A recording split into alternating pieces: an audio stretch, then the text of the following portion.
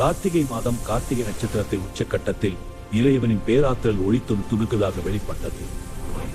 6 தாமரை மலர்களில் அவதரித்தார் முருகப்பெருமான். அம்மா, இந்த மலையின் உச்சியில் என்ன இருக்கிறது?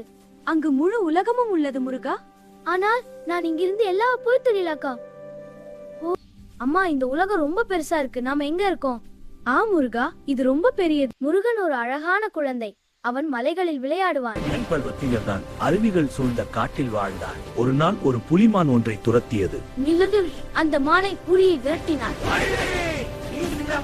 அடுத்தடியில் ஒரு அற்புதமான பொருள். அது மந்திர உடுக்கை. முருகன் அதை எடுத்தான். விலங்குகளுடன் விளையாடினார். முருகா, நீ இறைவனின் தேர்ந்தெடுக்கப்பட்டவன்.